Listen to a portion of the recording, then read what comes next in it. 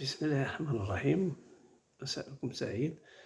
إخواني أخواتي، لقد سبق وأن تحدثنا على بدر شاكر سياب وأعطينا نبذة عن حياته ومؤلفاته، وكذلك سبق وأن وعدت متتبعينا أننا سوف نتطرق إلى إحدى قصائده، ألا وهي قصيدة ربما قرأت خير الريح.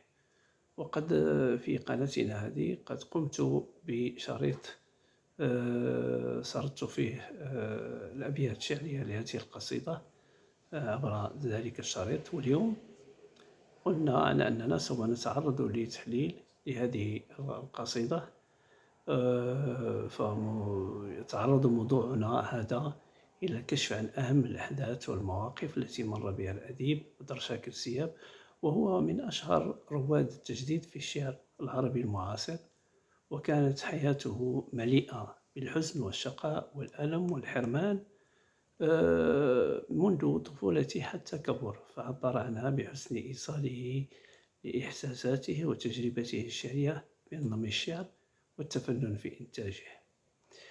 تأتي هذه الدراسة وهذا البحث ضمن الدراسات الأسلوبية التطبيقية التي استطاعت أن تستقر على أنها منهجا يهدف إلى دراسة الخطاب الأدبي عامة والشعري خاصة، دراسة موضوعية تتصف بالعلمية والدقة والوضوح، ساعة بدراستها إلى التفجير المكونات اللغوية وإبراز القيم الجمالية لكل نص أدبي.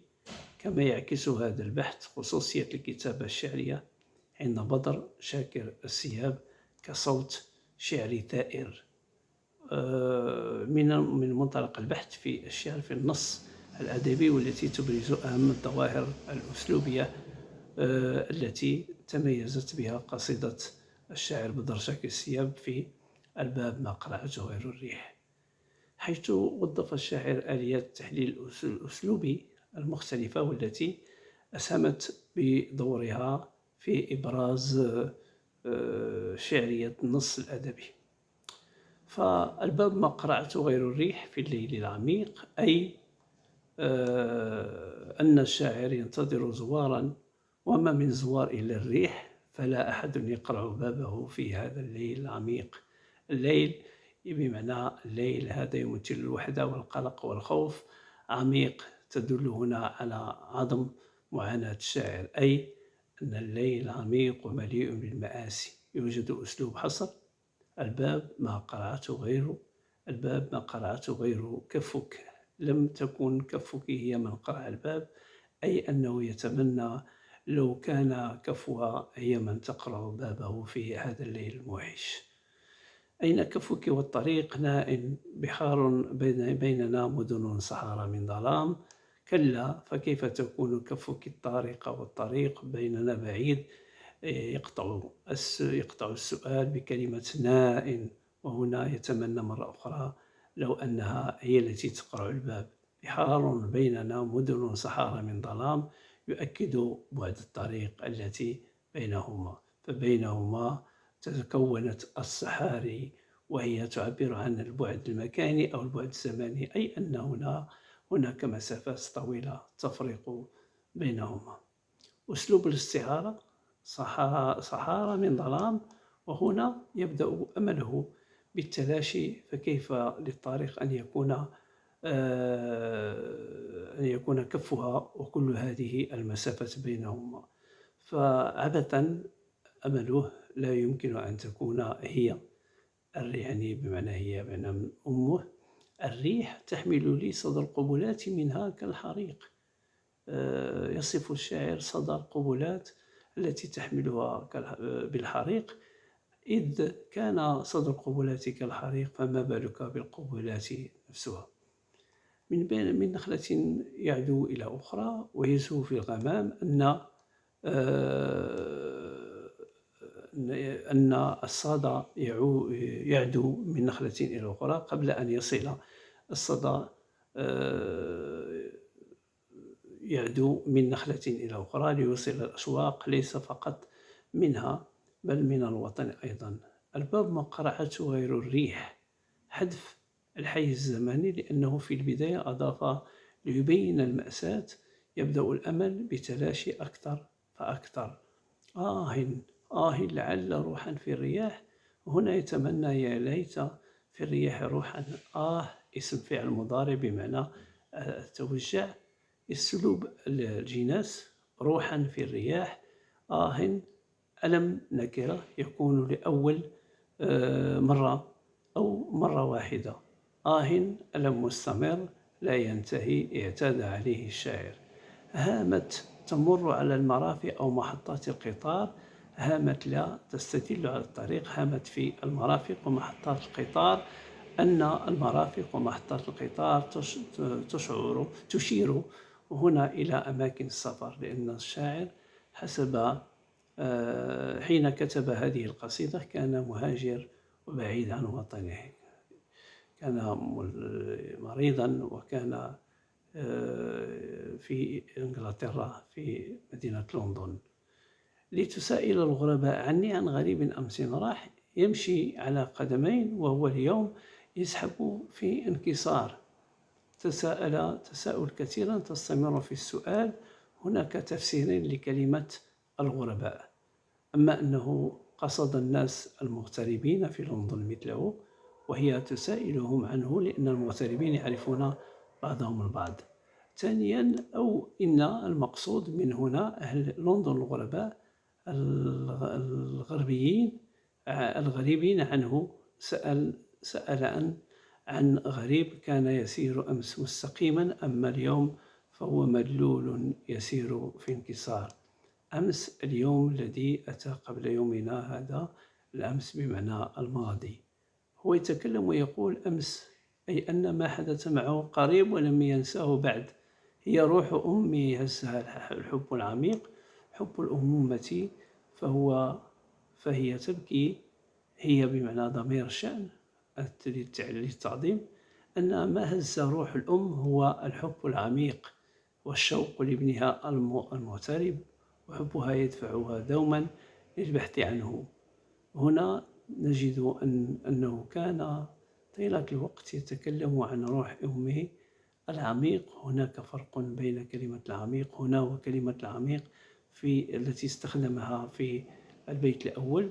ففي البداية استعملها ليشير إلى عظمة معاناته ومأساته، ولكن هنا يستعملها ليشير إلى شيء يختلف كليا، وهو الحب الذي لا يقاس بأي مقاييس. حب الأم لابنها هو حب من دون مقابل، فهي حب الأم هو حب من دون مقابل، فهي تبكي. روح الأم تبكي، ومن المعروف أن الأم حساسة جدا بما يتعلق بأولادها، فإذا فرحت بكت وإذا حزنت بكت. يا ولدي البعيد عن الديار، ويله كيف تعود وحدك لا دليل ولا رفيق. يقتبس من أقوال أمه فوضع الجمل بين شطائر.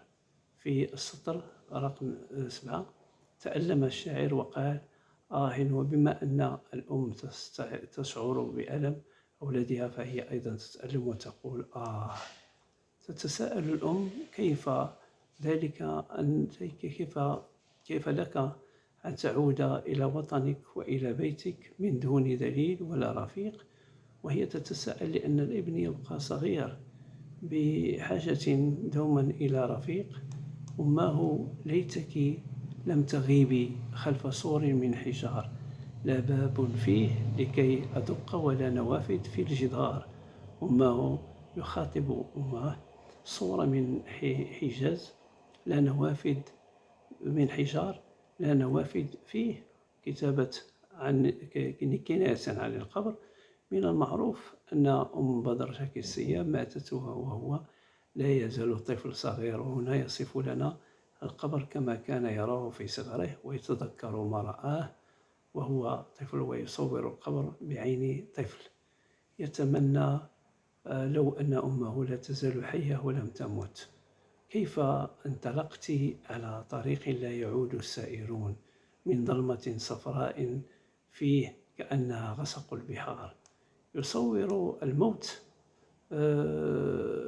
الموت طريق باتجاه واحد ومن يسير فيه لا يعود. الموت كالظلام الأصفر، ظلمة ظلام حالك، وهو بدل على التشاؤم. صفراء لون الموت أصفر. غسق البحار أشد النقاط ظلاما في البحر. يسائل: كيف ذهبت يا أماه وسرت على طريق لا عودة منه، طريق نحاكه الظلام الأصفر الشديد؟ كيف انطلقت بلا وداع فالصغار يولولون؟ يسأل: كيف ذهبت على هذا الطريق، طريق الموت، من دون أن تودعني؟ الصغار يولولون يبكون بكثرة. وهنا يعود مرة أخرى ويصور الطفل الصغير الذي كان عليه حين ماتت أمه. الصغار يصف نفسه أنه كان صغيرا حين ماتت أمه. يتراكضون على الطريق ويفزعون فيرجعون ويسائلون الليل عنك وهم لعودك في انتظار. يتراكضون، يستمرون في الركض ويركضون أكثر من مرة على الطريق المقصود، طريق إلى قبر الأم. ويفزعون ويركضون، نون ساكنة تشير على الحزن الشديد. كان في صغره يركض إلى قبر أمه فيخاف فيعود، ويكرر هذه العملية كثيرا. يسألون الليل لأن أكثر الأوقات التي يحتاج الطفل فيها إلى أمه هو الليل، فيشتد حزنه وألمه حين لا يجد أمه جانبه في الليل. أي أن الأمل كان لا يزال قائما لديه عندما كان طفل، أن تعود أمه إليه. الباب تقرع الرياح، لعل روحا من كزار. بعيد مرة أخرى عن هذه الجملة، الباب تقرع الرياح، والآن هو متأكد بأن الرياح هي من تقرع الباب، لعل روحا من كزار. ولكن مع كل ما يؤكد له أن القارئ ليس أمه، ولا يزال يأمل أن تكون روح أمه هي التي تقرع الباب قادمة لزيارته. هذا الغريب هو ابنك السهران، يحرقه الحنين. يصف نفسه بالغريب وهو سهران من شدة القلق والحنين الذي في قلبه يحرقه. في القصيدة حنينان، الأول للأم والثاني للوطن، وبامتزاج الحنينين تتكون حرقة الشاعر. أماه: ليتك ترجعين شبحا، وكيف أخاف منه وممحت رغم السنين قسمات وجهك من خيالي. أماه: ليتك تعودين. يستحضر أمه ويتمنى عودتها، ويبدأ بالتنازل، فيتنازل عن رغبته بعودة أمه إليه جسدا، لأن هذا مستحيل، ويكتفي بعودتها روحا شبحا. هناك يوجد أسلوب الجريان. ترجعين شبحا، يتوقع الشاعر أن يسألوه: ألا تخاف من الأشباح؟ فيجيب: كيف أخاف منه؟ أي أن الشبح وممحت رغم السنين قسمات وجهك من خيالي. أي أنه ومع مرور سنين لا يزال يتذكر ملامح وجه أمه. أين أنت أتسمعين؟ أين أنت أتسمعين؟ يعبر عن لوعته وشوقه وحنينه، فيسأل: أين أنت؟ وهل تسمعينني؟ صرخات قلبي وهو يذبح الحنين إلى العراق. هل تسمعين صرخات قلبي والحنين إلى العراق؟ يذبح الأم في الوطن، لذلك فهو يحن ويشتاق إلى وطنه لسببين: الأول أن أمه هناك، والثاني أنه مغترب واشتاق لوطنه وأرض موطنه. يذبحه أي لشدة حزنه، فالحزن يذبحه. فنشاهد هذا الحنين الجارف للوطن، وقد ذكر الشاعر العراق أي اسم وطني بشكل مباشر. الباب تقرعه الرياح، تهب من أبد الفراق. الآن يؤكد تأكيدا تاما أن من يقرع الباب هو الرياح. لقد فقد الأمل بأن تكون روح أمه وهي الرياح، وتأكد بشكل قاطع أن الطارق هو الرياح لا غيره. أبد الفراق يستشرف موته، فحين يقول كلمات الفراق والأبد فهو يستسلم للموت ويسلم روحه. إذا أردنا أن نضع تلخيصا مصغر هذه القصيدة الجميلة. بعد 6 أشهر من كتابة هذه القصيدة توفي شاعرنا، يتحدث عن الحنين بكثرة ودوافع هي المرض، الغربة، الموت وموت الأم. هناك العديد من الأساليب في هذه القصيدة، ومن أبرزها التكرار، الجريان، الاستفهام، النداء، اقتباسات من كلام، القافية الحزينة، النون الساكنة.